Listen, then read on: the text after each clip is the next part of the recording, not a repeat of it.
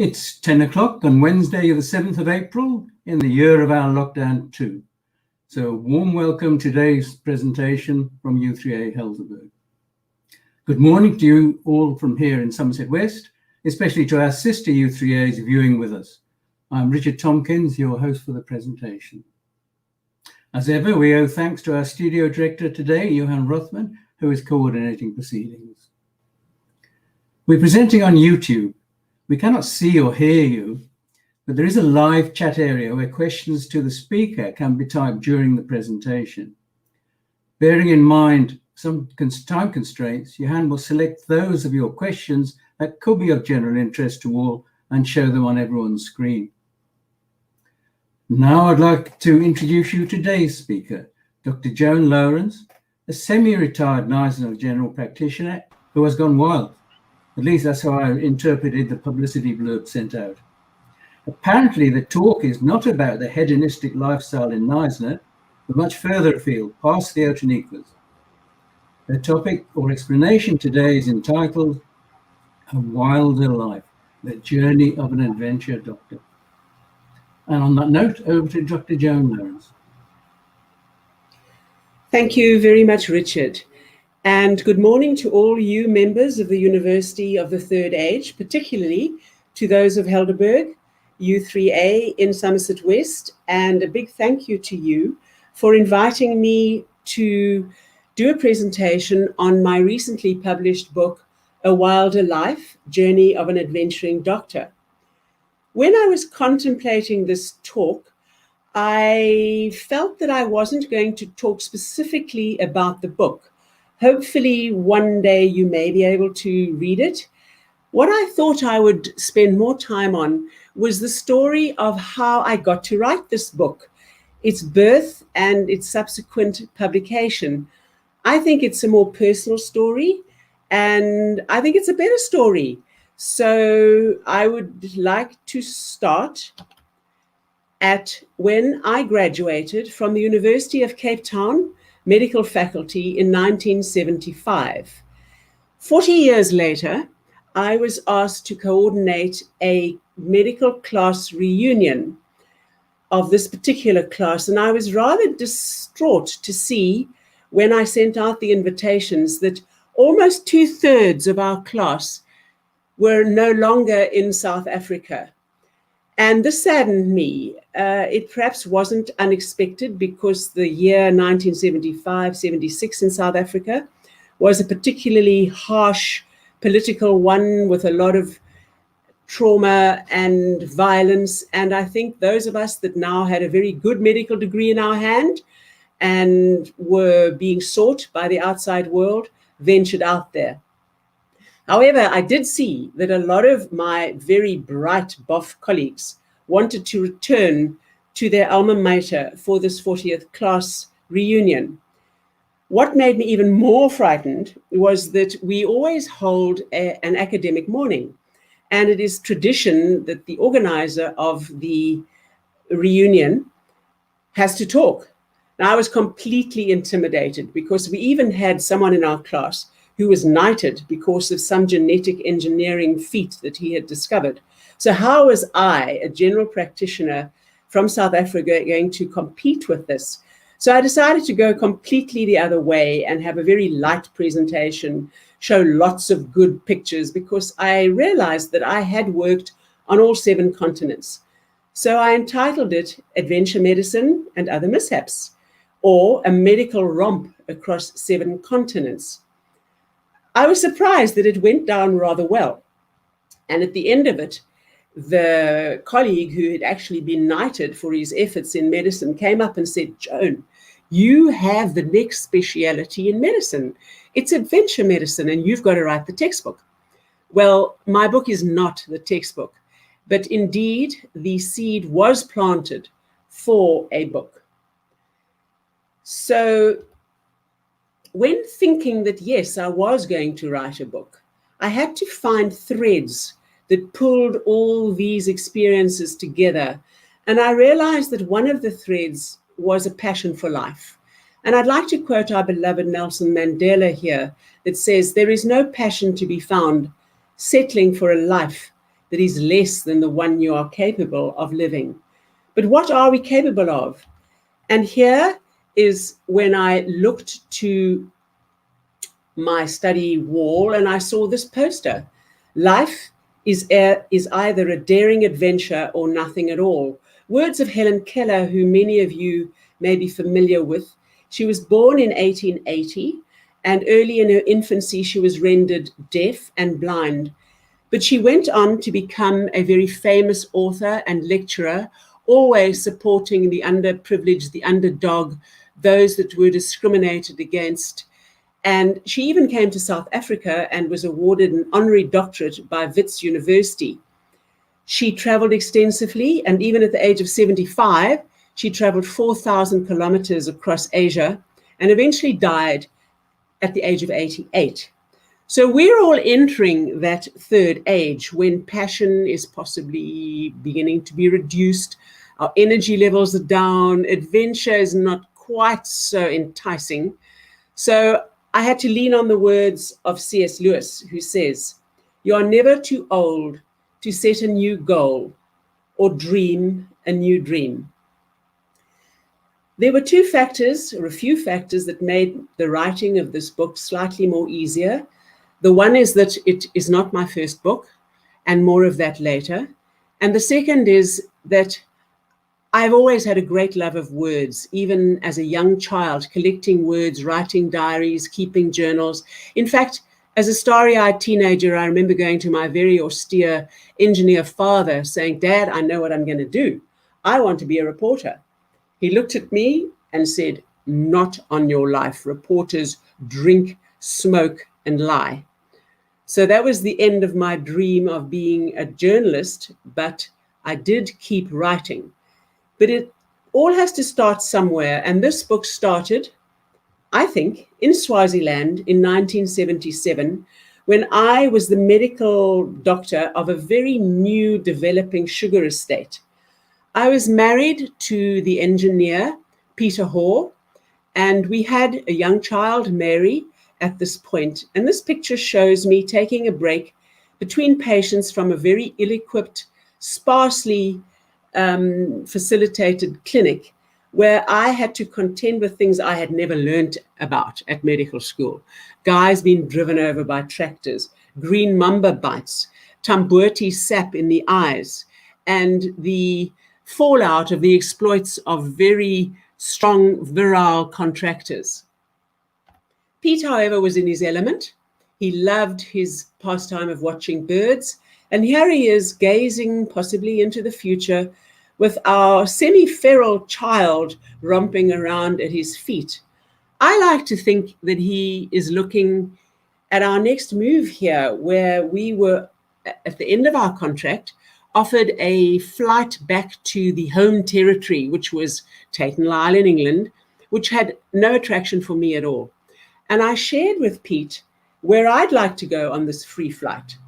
These were travel dreams established long ago as a child, and they consisted of China, the Himalayas, Antarctic, or overland through Africa.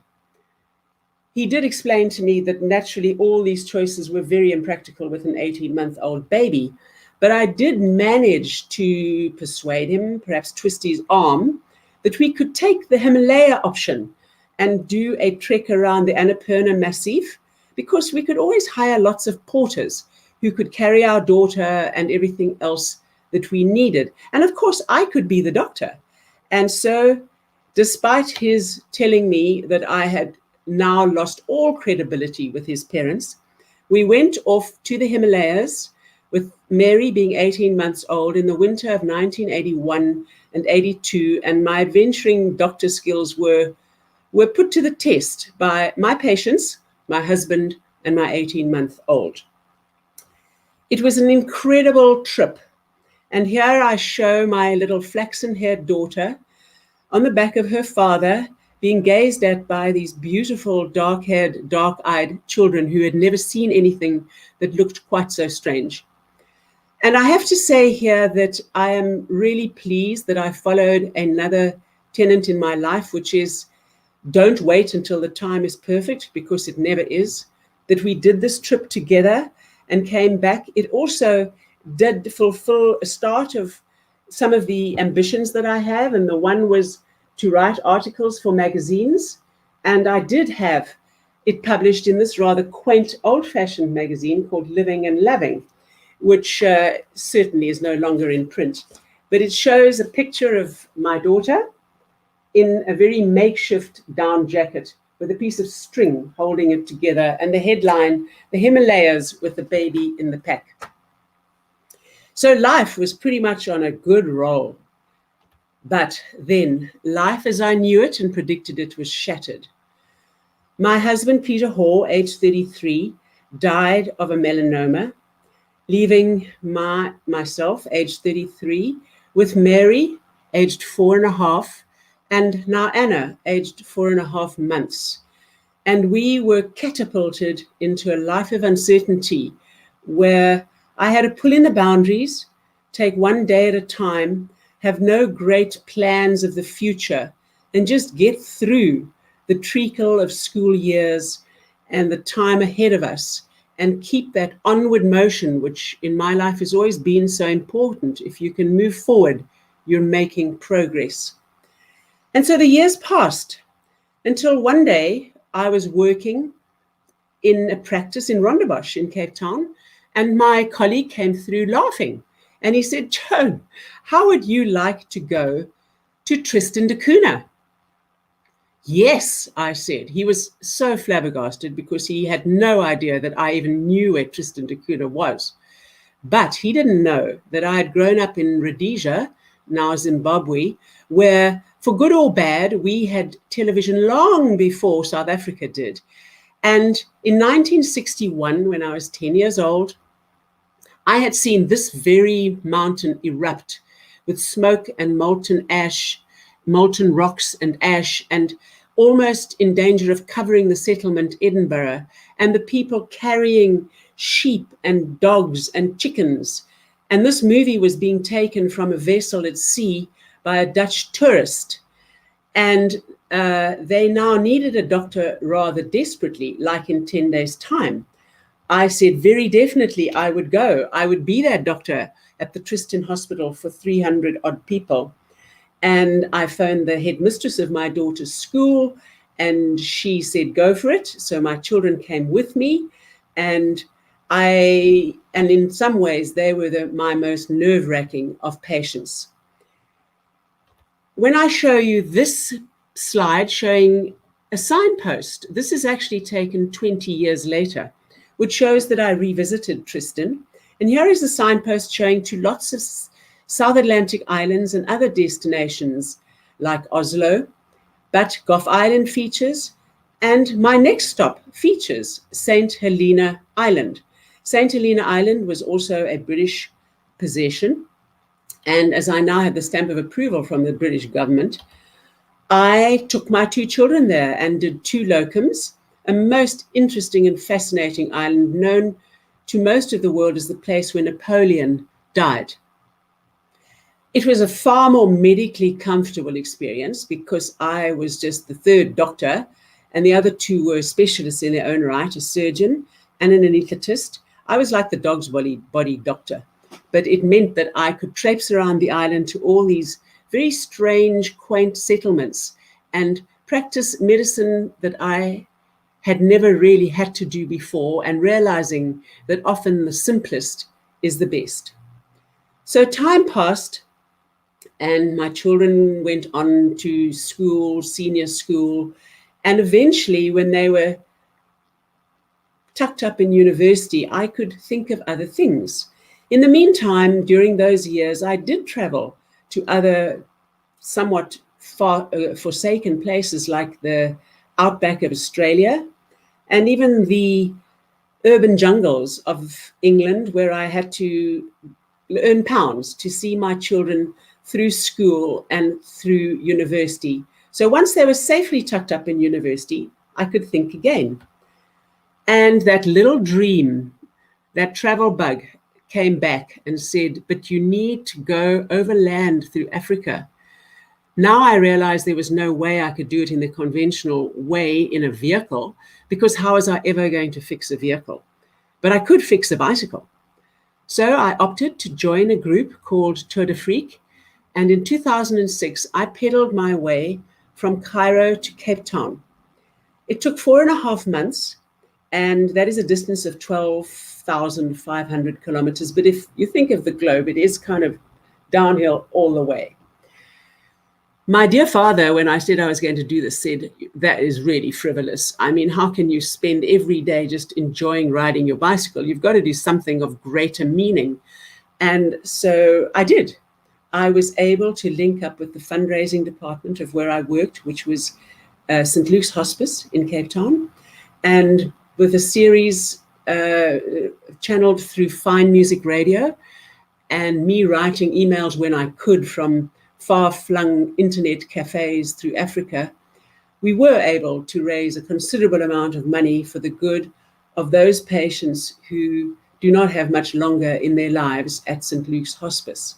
My personal goal was to ride the whole way, to appreciate my continent for all its beauty, for its heartbreak, and its contrast. And Tour de Freak did have a shortening for this, to ride the whole way.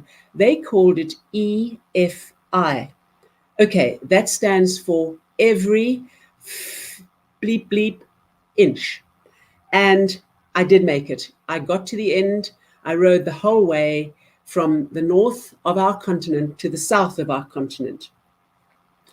I was not the doctor, but I did become like the consultant physician, because the medical person on this trip was a nurse from the far north of Canada who was only used to cold conditions and very clean, sterile conditions. And here we were faced with a very dodgy and minimal water supply,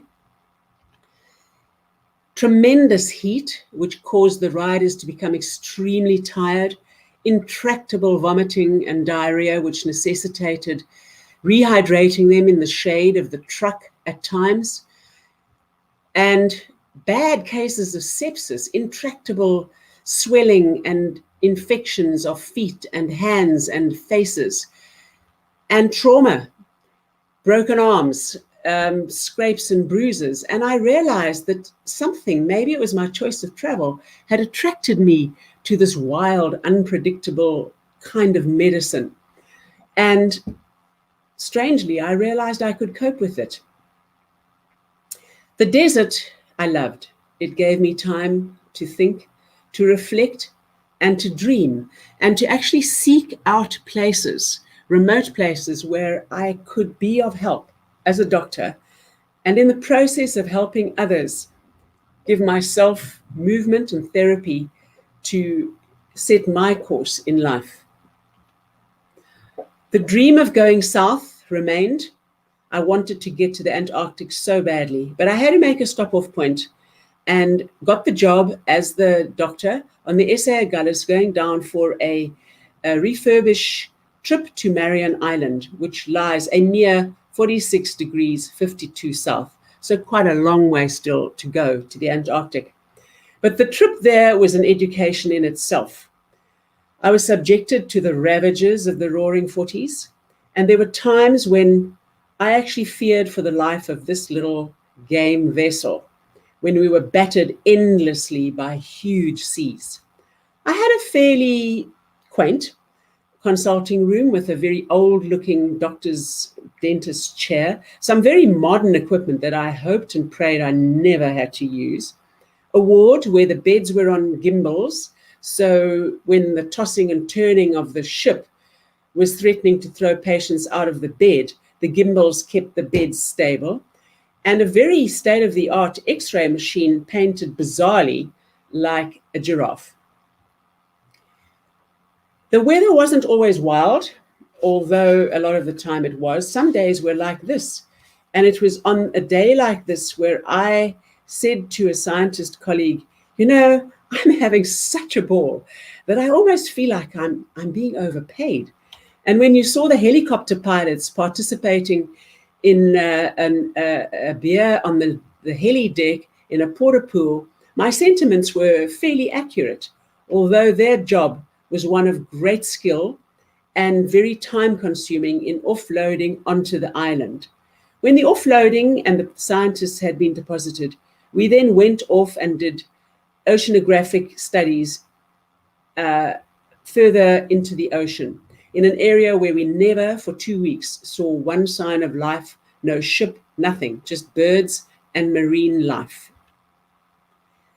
On the way back, we were hit by the most incredible hurricane that I have ever experienced. The waves were 18 meters tall. The lateral movement of the ship was 52 degrees. I used to lean over and wonder if it was ever going to swing back to the vertical. And by the time we got back to the lee of Marion Island, I was so grateful and sank into my bunk, hoping that for the first time I would have a good night's sleep. It was not to be.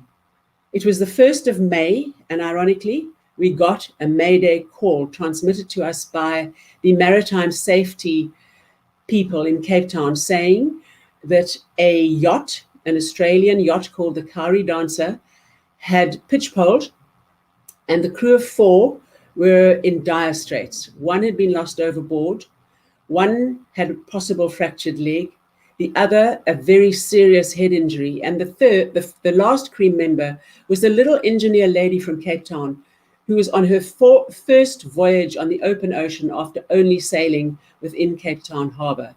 So we were turned around, still dark, and thumped back through these waves to try and assist this yacht in despair. The weather did settle, and then it was quiet and ominous because all we were doing was searching for this missing member, and we never did find him. But we did manage to execute a rescue of the crew. We even managed to rescue some of the wine that the captain had bought in Cape Town. And the captain, Dale Peterson, became my exclusive job. He did have a fracture of his neck of femur, and now we had to make it back to Cape Town. The weather did not stay in our favor. At times, we were actually blown backwards.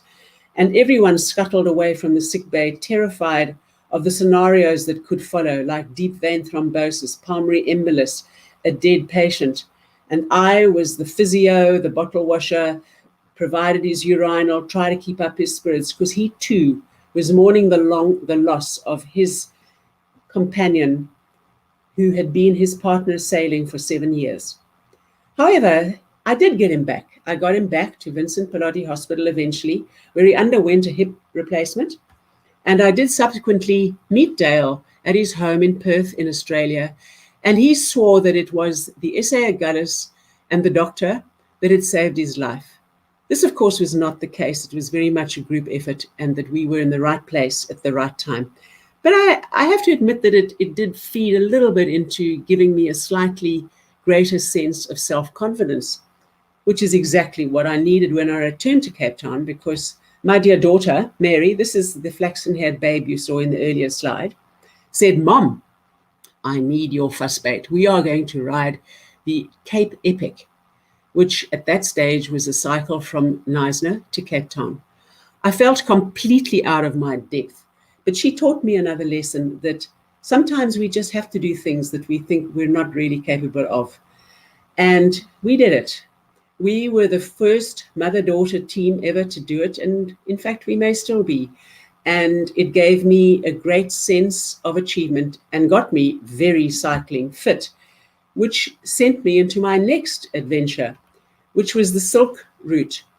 I signed up, this time as the doctor, to ride the Silk Route in 2008, which was a cycling expedition through Turkey, Central Asia, and China, a mere 10,000 kilometers. And here we are, setting off from Istanbul, riders from 9 different countries, quite a vast age difference, and me as the doctor.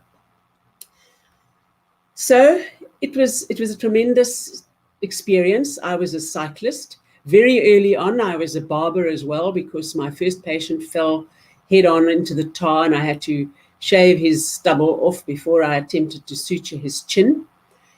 And my main duty was being the sweep rider of escorting this gentleman, Henk, who was a Dutch national, and I was the sweep rider. He was an amazing character. His bike was loaded with binoculars and bird books, and we really did take our time and enjoy the generosity and the friendship of the people along the way. He was also the first patient that I ever experimented with duct tape dressings on his buttocks for his saddle sores. So that is the extremes that adventure medicine has to go to at times. He also gave me sleepless nights because he was bitten by a rodent. And it was here that ignorance was not bliss. My knowledge of rabies and the state that China was in with rabies were things that were to weigh very heavily on my mind. But I didn't know of what the worst was to come. And that happened well into the trip when we were leaving Turkey, and Georgia was having a war. The Soviets were bombing Georgia, and the borders were shut. So we had to turn around and pedal back to Ankara and then fly to the next country, which was Azerbaijan.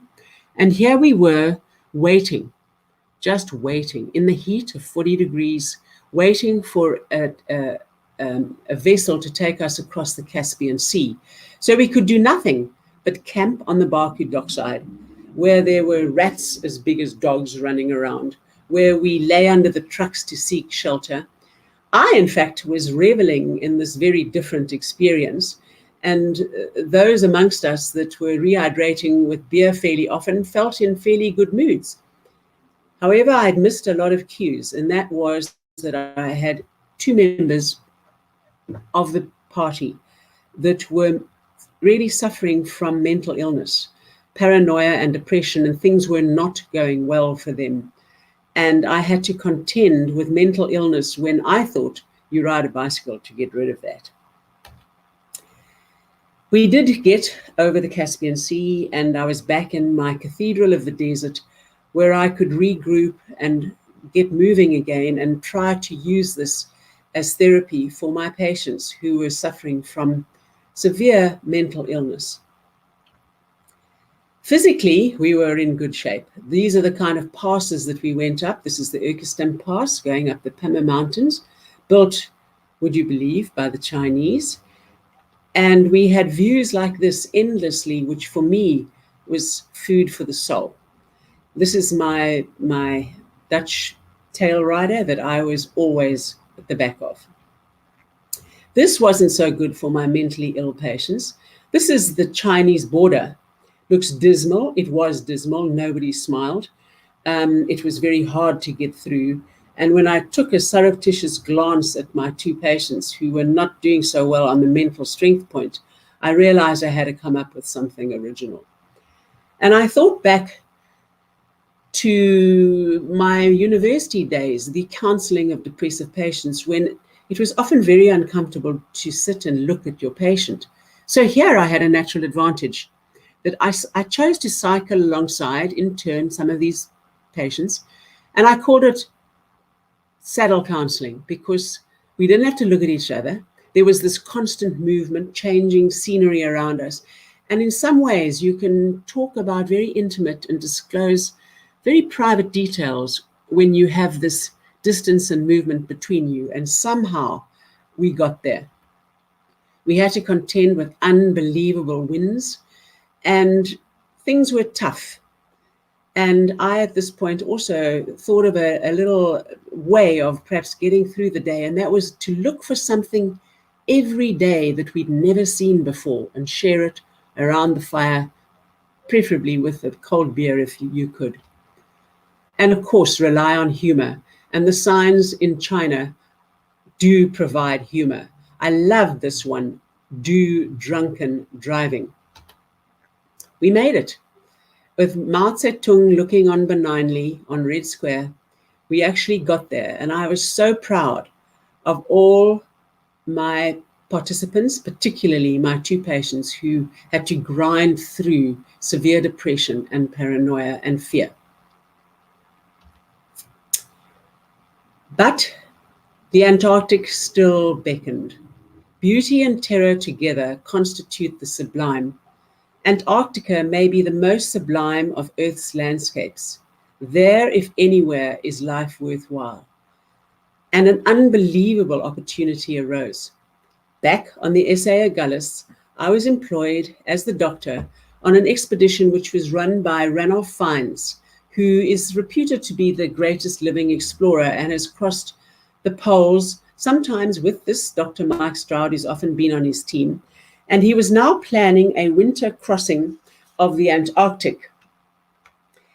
This was the standard charter winter crossing, and crazy as it may sound, he wanted to get across the Antarctic continent in winter. I think he'd never quite recovered from the fact that the Brits were beaten to the South Pole by a Norwegian, Amundsen, and he wanted some major accomplishment that the British could do. And so he set about fundraising for a charity called Seeing is Believing and raised an extraordinary amount of money, hired the S.A. Agulhas, and I got the job because on this S.A. Agulhas, as part of the deal, were taken 55 trainee cadets from 4 other African countries, and I was to be their doctor as the new Antarctic explorer, and I also was their gym mistress. So we just headed off straight south from Cape Town. And much of the trip was watching weather and offloading the mountain and tons of goods that were needed for this potential expedition. I was also supposed to be the expert on cold injury. I didn't want to disclose at that point that, in fact, I personally had suffered from frostbite. And that was in the midst of winter in the Eastern Cape, would you believe, when I was cycling the Freedom Challenge from Pietermaritzburg to Wellington.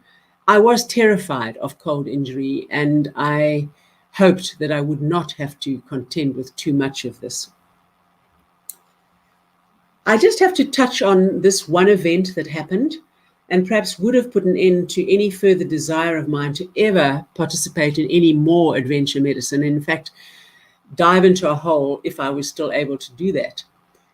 These are the cadets, and it was probably the first time that we were able to get off the ship and frolic in the snow. Some of them had never even seen snow.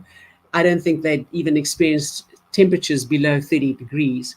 And it was a great celebratory time. And these flags demarcate the area behind which we were supposed to stay.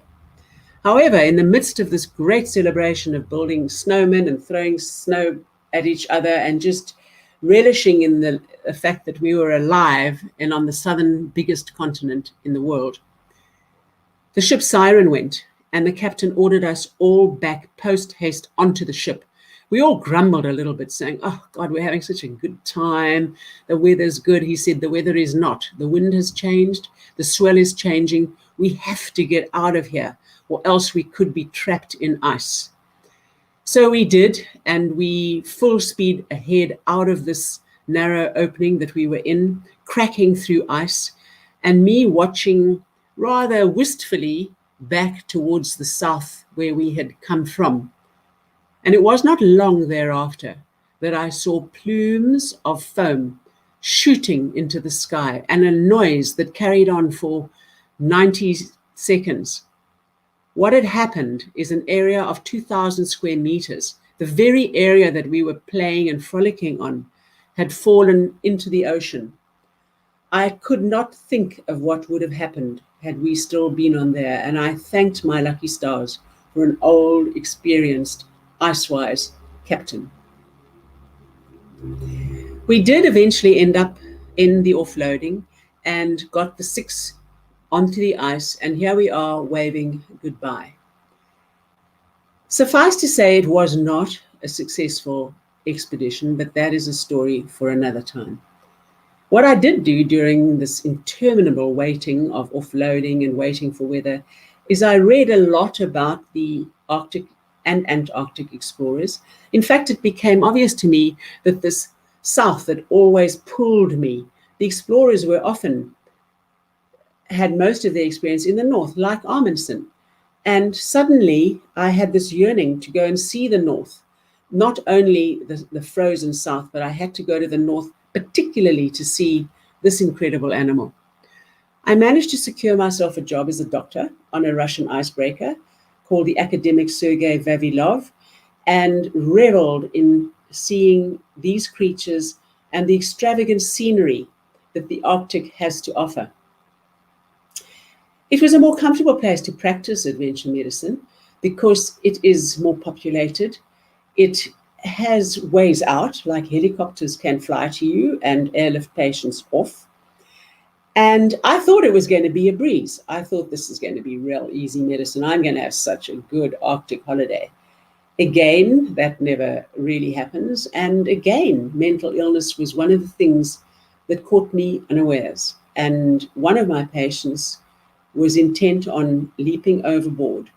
All I can say is that I did manage, with the help of his psychiatrist in London, to stop this from happening.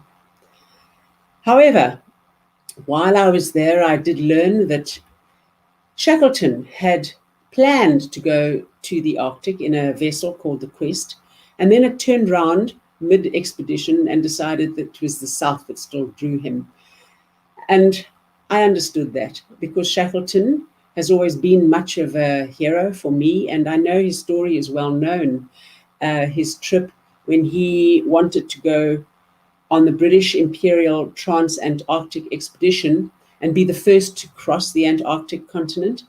He took two ships. The one was the Aurora that went from the Australian side, and the Endurance that went from our side. We know that the Endurance never made it. It got trapped in ice, and he lived by his motto, which was, "By endurance we conquer," and no one on his ship died. It is a story that is perhaps the greatest adventure story in history, I think. And perhaps I identified it a little bit because in our family, the order was similar to Shackleton's, which was in our language, An Ho Ven. So I had to get where Shackleton had been and the places he had visited. And I read that there was going to be a Centenary Voyage. And it was going to go to Falklands, South Georgia, and various places along his route, even Elephant Island. Because as you may recall, when the ship was being crushed, they got into lifeboats, they went to Elephant Island, and then in order to get help, Shackleton and 5 others made it unbelievably to South Georgia and then climbed over that mountain to get help. So they became not only the naval experts, but also the first mountaineers of South Georgia Island. And when I tell you that South Georgia Island has to be seen to be believed, it is just the paradise of birds and animals and natural phenomena, and man is just a tiny speck. Here are just millions and millions of chicks of the king penguin. They take your breath away and you feel like you are in creation. However, I could not revel too much in this because I still had patience. And this is actually taken on the Falklands Island, where I had to take a patient who had fallen walking amongst these nests. And unfortunately, this man was on warfarin and he sustained an unbelievable nosebleed, one that I at one point thought I was not going to be able to staunch. I rummaged around in the consulting room of the vessel, which had some very outdated antidotes and not a lot that I could use, but I did pull in the help of the Russian doctor also. And I eventually said to this patient, "I'm sorry, but you're going to have to go home and say that you slept with the doctor," because the night that his nosebleed was oozing still, I slept next to him in the ward, awake every second, just waiting for this nosebleed to erupt a bit more. So things were fairly basic. It was adventure medicine at its best, but also we did daily trips out on the Zodiacs, and here I took a very well-equipped bag of requirements should accidents happen on land, and also the ever-present orange automatic external defibrillator. Following this amazing Centenary Voyage, where I did get to see Elephant Island and South Georgia, I did embark on a few more trips to the Antarctic and took the role as the ice doctor. And this was one of my common duties. I would go when the people were offered the chance of sleeping on the ice. I never missed it. I always used to say I needed to be there just in case, but really I went because I really loved it. And there were some very hairy moments. We were always told, and the passengers were told, those that volunteer must know that they cannot get back to the ship until 6 o'clock in the morning because the ship moves away from where the camping takes place. And I recall on one episode here, this is probably me lying under this layer of snow, that a Chinese passenger and the interpreter came along. It was still early hours of the morning, and she said in a very plaintive voice, Dr. Joan, I'm so cold, I have to go back to the ship. I had to be very stern and say, that is out of the question. Please, you must immediately return to your sleeping bag, pull your cover right over you, put your head under, and you have to wait until 6 o'clock in the morning. The other ritual that I always used to stand by at was the Polar Plunge. I did this often because it was the older people, perhaps they're out there looking for adventure, would say, I want to do it, but I'm over 60 and I'm worried about my heart. And I'd say, don't worry about your heart. I'm over 62. And let me tell you that the automatic defibrillator is there on the deck and I'll look after you. So it was a ritual that I always had to participate in. You may ask at this point, or reflect the words of Amelia Earhart, is it reckless? Maybe. But dreams have no boundaries, and the world has changed me. I started to think about how the world had changed me, but primarily it was Peter's early death that had changed me and changed the course of my children's lives, and that I had a responsibility to document this, to tell my children about their father, the father they never knew, perhaps tell them of the fun that we'd had together before they were even around, and what an incredible legacy he had left for us, and that it perhaps helped us get through these dark years.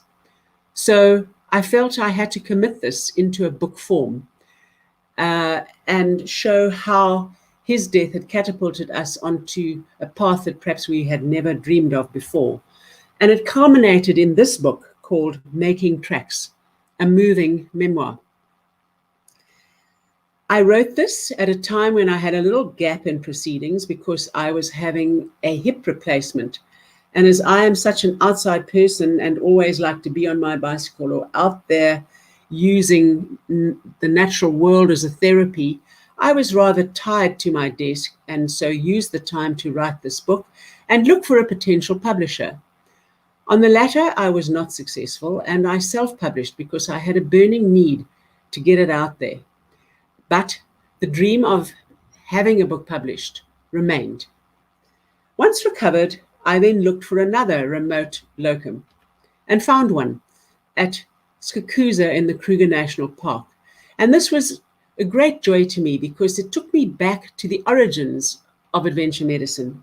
I felt young again. There I was in the low veld of our country. The circle was closing, but it was a different world now. It was a world where perhaps man's greed had intervened a little too much. And I went to work sometimes following my colleagues like this. They were field rangers and police, and my patients were different as well. These are poachers who have got caught in the crossfire, as rangers often were as well. And it was all in the name of protecting victims of a difference, this beautiful animal. I had some unbelievable experiences at the Kruger Park, things I never, in all my years, and I was already 40 years experienced, had never seen before. And it was here that I started to write the requirements for adventure medicine. And I labeled them this. You had to have a stomach for the unplanned. In fact, it probably was just frankly scary. A little bit of dramatic ability helped to get you through certain situations. You had to be able to contend with isolation, perhaps a degree of escape here, both medical and social. A burning curiosity for travel had to drive you. Incredible flexibility was necessary, medical, social, and personal. And a resilience. Here, I think, just read doggedness. And most important, a family who have enough faith in your inherent ability to cope and a firm belief that you will get home safely and rich in spirit. And it was during this locum that I went off for the reunion and the seed was planted to write the next book. I was, in a way, lucky, fortunate, not really, but I returned to Knysna, my beautiful Knysna, was riding my bicycle and had a fairly serious bike accident and broke a few bones. But this did give me the space to write this book. So the book, A Wilder Life, Journey of an Adventuring Doctor, was born. And this time I was very lucky to have Jonathan Ball publish it. And at this point, I have to just pay tribute to Jonathan Ball, who has very recently died, for the wonderful publishing house that he did establish in this country and bring to our readers in South Africa a range of books that perhaps we never would have had before. So thank you for following the story of my book, A Wilder Life, Journey of an Adventuring Doctor, and how it came to be written. I do hope you enjoy reading it. Thank you, and back to Richard. Thank you very much indeed, Dr. Louwrens, for giving us some of your time today for such an interesting talk on your adventures. There are a few minutes left for questions. You can still ask a question in the right-hand screen chat area, should you so wish.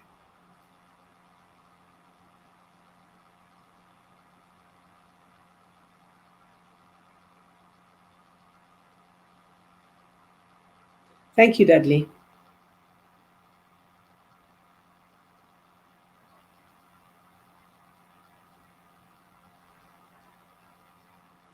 Was that the only question or comment? I think looking at all that ice, we're probably all cold.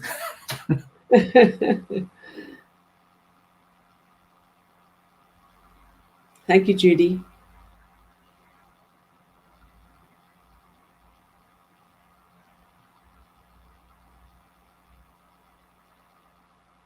No other questions? No questions. Nothing about what you must have been smoking.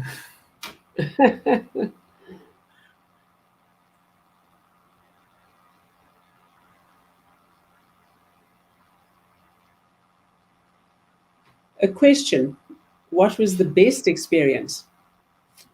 This is a very difficult one to answer.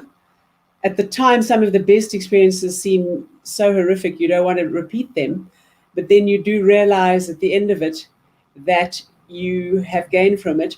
But one that sticks very much in my mind, and it was thanks, I suppose, to a certain amount of training, because I did have training in tropical medicine as well, is that we were way past 46, 47 degrees south going down to the Antarctic.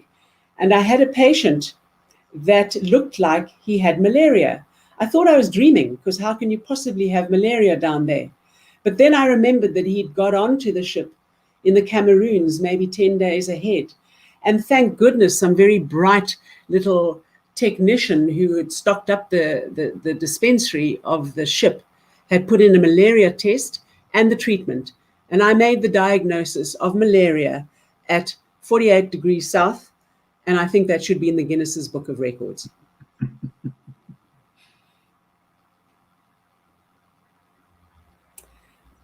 Oh, a next adventure. I always do have something in my head. I was lucky enough to just beat COVID and cycle down Patagonia, and there may be a story involved in that. But as I am in my 70th year, I have a plan to have a big party where my daughter works, my wildlife veterinarian daughter in Kenya, and then buy a bicycle, give myself 3 months and cycle home and just enjoy Africa and enjoy the experiences that it throws at me.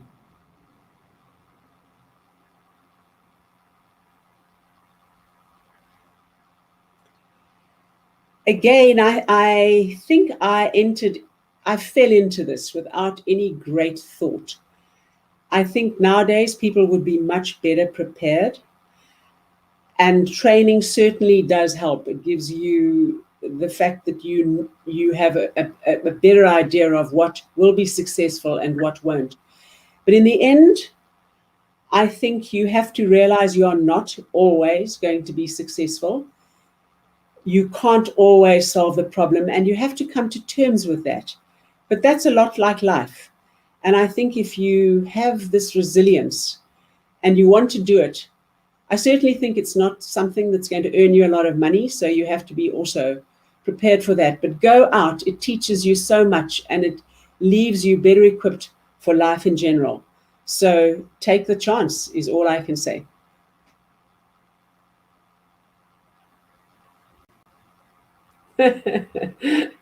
Yes. My books are available. Oh, yes. Okay. Can I just answer that briefly? Most credible bookshops, but I think you will be hearing more from Richard afterwards, but most bookshops in South Africa have them. It's also in ebook form. The earlier book is not that available. If you really want one, I can get it to you, but it's also available from exclusives in Somerset West, but more of that later. But yes, the Wilder Life is on sale at most bookshops in the country, and also overseas now. It's been published in England.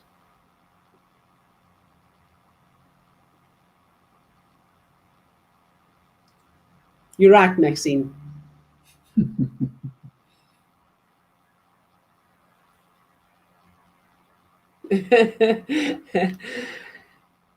I am a healthy person.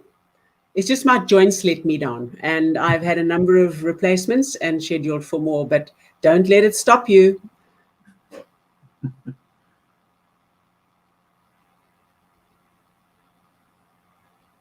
Okay, that seems to be all the questions.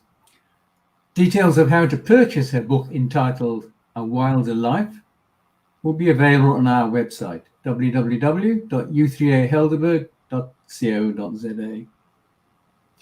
That is great and concludes today's presentation. Please join us again on Wednesday, the 5th of May at 10 a.m, when the speakers will be authors Emeritus Professor George and Mrs. Margot Branch, when the topic will be exploring the wonders of Southern Africa's living shores and their conservation. So goodbye for today from U3A Helderberg.